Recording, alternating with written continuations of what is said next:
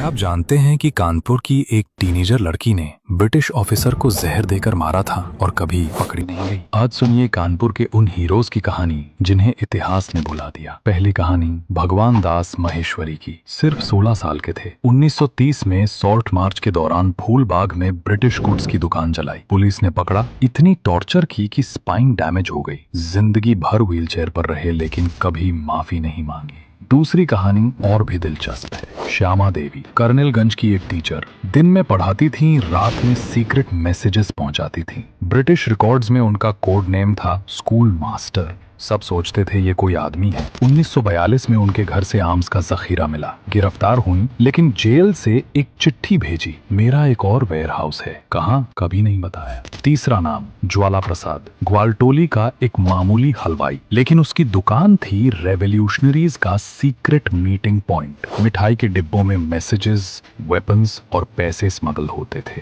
कहते हैं उसने एक स्पेशल मिठाई बनाई थी जिसमें कोडेड मैसेज छुपा होता था। रेसिपी वो अपने साथ ले गया। चौथी कहानी सबसे खतरनाक, मुन्नी बाई, अनवरगंज की एक तवायफ। ब्रिटिश ऑफिसर्स उसके कोठे पर आते थे। वो उनसे सीक्रेट्स निकालती और फ्रीडम फाइटर्स को बताती। जुलाई 1940 में कैप्टन हैंडरसन की मिस्टीरियस डेथ हुई उसके कोठे पर। Poison, heart attack. Munni Bai रातों रात गायब हो गई। पांचवी कहानी रघुनाथ सिंह, बिठूर का एक फार्मर। अपने खेत में अंडरग्राउंड बंकर बनाया था जहां रेवोल्यूशनरीज छुपते थे। ब्रिटिश आर्मी ने पूरा खेत जला दिया। रघुनाथ ने कहा, खेत फिर उगाएगा, आजादी नहीं मिली तो कुछ नहीं उगेगा।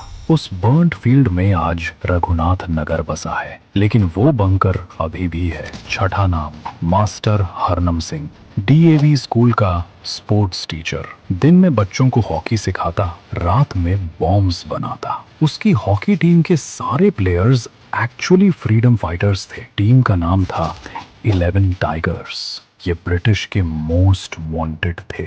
लेकिन सबसे बड़ा रहस्य, इन सबको कोऑर्डिनेट कौन करता था? रिकॉर्ड्स में एक नाम आता है, मास्टर जी।